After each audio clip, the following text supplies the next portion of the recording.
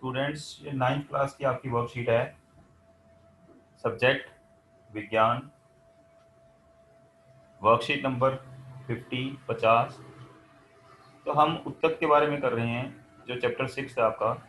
वैसे तो उत्तक में हमने अभी तक पादप उत्तक, पुरानी वर्कशीट और वीडियो में पादप उत्तक के बारे में पढ़ा है, जिसमें हमने पढ़ा है कि पादप उत्तक जो होते हैं वो दो प्रकार के थे।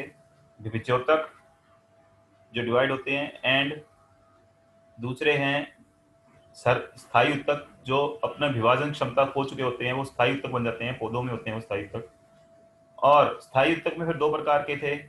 विभज्योतक तीन प्रकार के थे। शीर्ष जो जिनके साइडों ऊपर होते हैं, जो एक बीच में थे और एक पृष्ठीय और एक बिल्कुल नीचे थे। और ऐसे ही आपके पास जो हैं, जो विभज्योतक के बाद आपके पास आए थे स्थायी। स्थायी में हमने दो प्रकार के देखे, सरल स्थायी उत्तक और जटिल। सरल स्थायी उत्तक भी तीन प्रकार के थे, वो आप पुरानी वर्कशीट और वीडियो में देख सकते हैं। अब हम पढ़ेंगे जंतु उत्तक के बारे में। एनिमल टिश्यू, जैसे सेल कोशिका दो प्रकार की होती हैं, ऐसी टिश्यू भी दो प्रकार के हैं, उन्हीं कोशिकाओं से बने टिश्यू। उत्तक भी दो प्रकार के हैं। एक पादप उत्तक हम पढ़ चुके हैं, कौन कौन से थे आगे। अब हम जंतु उत्तकों में पढ़ेंगे। जंतु उत्तक भी होते हैं अलग अलग तरह के। उसमें हम जो पढ़ रहे हैं अभी वो है एपिथीलियम। इसका नाम है एपिथीलियम, इंग्लिश से लिया गया नेम है ये। जैसे हम पौधों के ऊपर रक्षा के लिए एक लेयर होती है, ऐसी हमारे ऊपर भी रक्षा के लिए एक सतह होती है एपिथीलियम उत्तकों की, हमारे अंगों को ढकने के लिए। तो जंतुओं के शरीर को ढकने या बाहरी रक्षा प्रदान करने के लिए, जैसे हमारा हृदय है, हमारे फेफड़े हैं, ये सारे अंदर हैं। ऊपर एक परत है, वो परत किसकी है? एपिथीलियम उत्तक होते हैं हमारे इसमें। एपिथीलियम उत्तक का कार्य क्या है? जंतुओं के शरीर, जो हमारा शरीर है, उसकी रक्षा बाहर से अंदर तक बैक्टीरिया और चीजें ना आ सके। आंतरिक अंग, जो हमारे आंतरिक अंग मैंने बताया, हृदय, फेफड़े, आपके लंग्स जिनको बोलते हैं हम, अंदर आपकी किडनी है, ब्रिक है, बहुत सारे अंदर ऑर्गन है, यकृत है, लीवर है। इन सबको प्रोटेक्ट करना है, इन सबको बाहरी रक्षा, बाहर से ढकना है, प्रदान करनी है रक्षा। जैसे हम कपड़े पहन लेते हैं शरीर को ढकने के लिए, ऐसे अंदर के शरीर और अंगों को ढकने के लिए हमारे ऊपर एक उत्तक की लेयर है, एक सतह है, एक, उसको बोलते हैं हम एपिथीलियम उत्तक।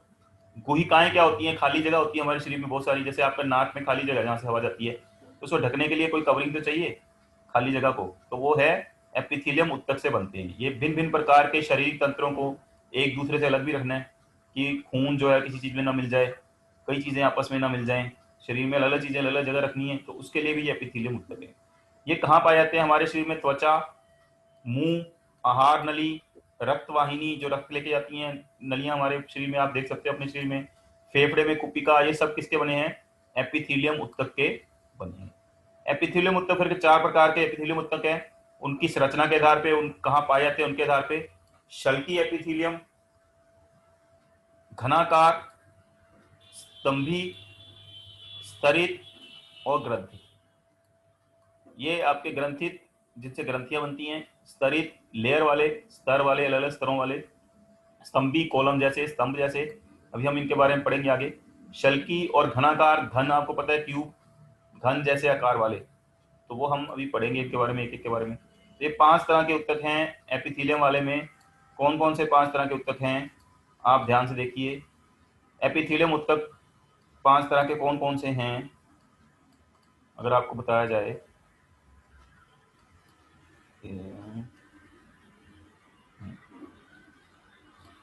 शल्की एपिथेलियम, घनाकार एपिथेलियम, स्तंभी एपिथेलियम, स्तरित शल्की और ग्रंथिल एपिथेलियम। पांच तरह के हो गए आपके पास इसमें। फिर शल्की और स्तरित शल्की, घनाकार, स्तंभी और ग्रंथिल एपिथेलियम। अब हम इनके बारे में एक एक करके अगर पढ़ें, इनके आकार, इनके प्रकार, ये कहाँ काम आते हैं, तो उसमें हम अगर देखें तो सबसे पहले हमारे पास आता है शल्की एपिथेलियम तथा स्तरित शल्की, दोनों हम पढ़ेंगे। ये शल्की है, लेयर वाला स्केल है, इसके ऊपर देखो। ऐसे जब ये बहुत सारे मिलके ऐसे बनते हैं, इनके एक गुट बन जाता है, एक गुच्छा बन जाता है, ऐसे देखो स्तर बने हैं, लेयर।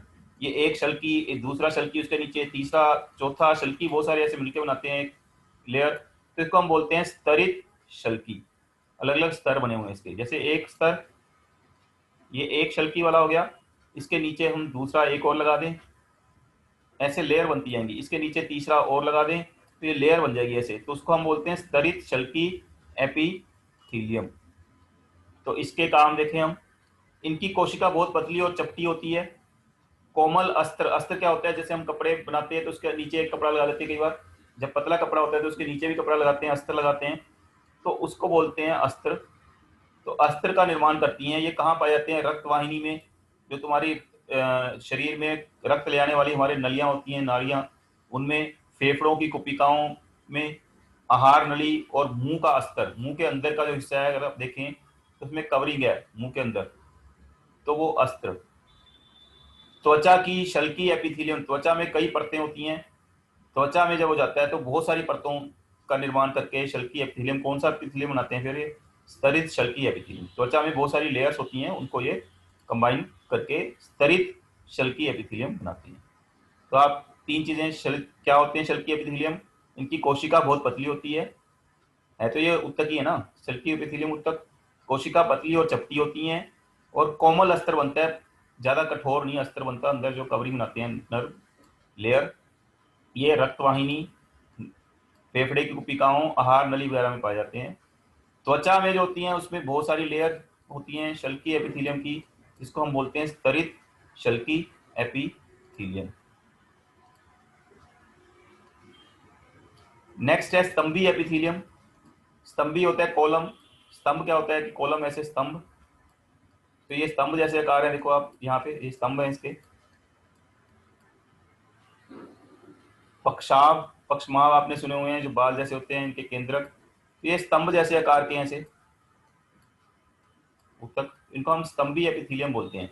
यहाँ क्या काम आता है, अवशोषण के काम, सोखने के काम चीजों को, और स्त्राव करने के, और कहीं से कहीं चीजें जैसे कोई केमिकल रिलीज करने हैं, छोड़ने हैं उसके। यह आंतों में, श्वसन नली की भीतरी अस्तर में स्तंभी एपिथेलियम पाए जाते हैं। स्तंभी एपिथेलियम की कोशिकाएं जो है स्तंभ के आकार की होती हैं, इसीलिए इनका नाम स्तंभी एपिथेलियम बन गया। ये कोशिकाएं कैसे हैं देखिए, स्तंभ जैसी, ऐसे स्तंभ होते हैं ऐसे, आप कॉलम जैसे।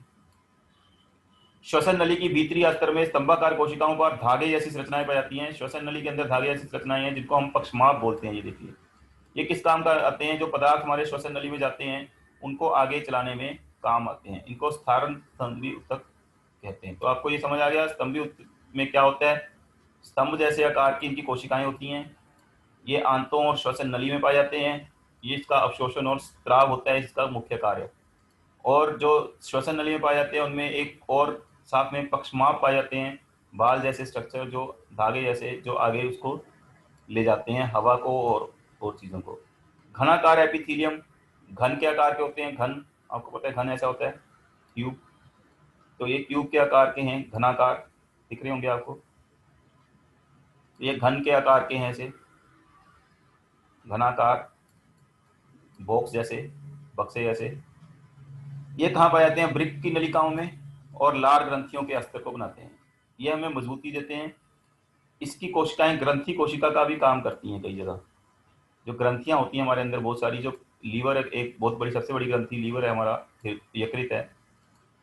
ग्रंथिल एपिथेलियम क्या होता है, जो घनाकार एपिथेलियम हमने पढ़े थे, वो कभी कभी उस उत्तक का भाग अंदर की ओर मुड़ जाता है, जिससे वो एक बहुकोशिक ग्रंथि जैसा बन जाता है। ये घनाकार है ये सारे, जब ये ऐसे जाते जाते अंदर की तरफ मुड़ जाए, सीधे की बजाय अंदर की तरफ ऐसे मुड़ जाए, तो ये ग्रंथि का निर्माण कर देते हैं। और ये स्त्राव के काम आता है रिलीज करने के, जैसे हमारे शरीर में से पसीना निकलना है, श्लेष्मा, नाक में श्लेष्मा कई जगह होती है, अश्रु आंखों में आंसू वाली ग्रंथि होती है, जो वो ऐसे ग्रंथि बन जाती है जब घनाकार ऐसे ग्रंथिल, तो इसको ग्रंथिल कोश एपिथेलियम बोलते हैं। इसलिए हमने शुरू में 4 करे थे ग्रंथिल, क्योंकि इसी का एक प्रकार है घनाकार का। अब आपके पास क्वेश्चन जैसे आ जाए, एपिथेलियम उत्तक के क्या कार्य होते हैं और ये कहाँ पर स्थित होते हैं। तो एपिथेलियल उत्तक के कार्य, शरीर को ढकना, ये है ये। एपिथेलियल उत्तक के क्या कार्य हैं, जंतुओं के शरीर को ढकना और बाहरी रक्षा प्रदान करने के लिए एपिथेलियम उत्तक होते हैं। इनका मुख्य कार्य है जंतुओं के शरीर की आंतरिक अंगों, भूमिकाओं और भिन्न भिन्न प्रकार के शरीर तंत्रों को एक दूसरे से अलग रखना और रक्षा करना है। ये कहाँ पाए जाते हैं, हमारे शरीर में त्वचा, मुंह, आहार नली, रक्तवाहिनी, फेफड़ों की कुपिका आदि सभी एपिथेलियम उत्तक से बने होते हैं, जो हमने अलग अलग तरह के एपिथेलियम ऊतक आगे पढ़े हैं। फिर आपके पास एपिथेलियम ऊतक सामान्यतः कितने प्रकार के होते हैं? सामान्यतः 4 प्रकार के हैं। उन्हीं से मिलकर 5वां प्रकार जो है ग्रंथिल, वो आपका घनाकार से ही बना है। तो ये 4 प्रकार के सामान्यतः हैं। 5वां प्रकार भी हम लिख सकते हैं, ये उनके प्रकार हो गए, ये हैं। नेक्स्ट है आपके पास स्तंभी एपिथेलियम ऊतक कहाँ स्थित होता है, इसका एक कार्य लिखिए। स्तंभी एपिथेलियम ऊतक का बताया अवशोषण करने का काम आता है। लंबा है, पाइप की तरह, कॉलम की तरह ऐसे लंबा है, तो ये अवशोषण करता है चीजों का और स्त्राव करता है। एक जगह से अवशोषित करेगा, सोखेगा, दूसरी जगह इसको स्त्राव करेगा। ये कहाँ पाया जाएगा? आंतों में स्त्राव होते हैं और श्वसन नली में जो हवा है उसका आदान प्रदान होना है, तो वहां ये पाया जाता है स्तंभी ऊतक। इसकी आप डायग्राम भी बना सकते हैं। नेक्स्ट है आपका ग्रंथिल और घनाकार ऊतकों में अंतर लिखिए। तो क्या अंतर है?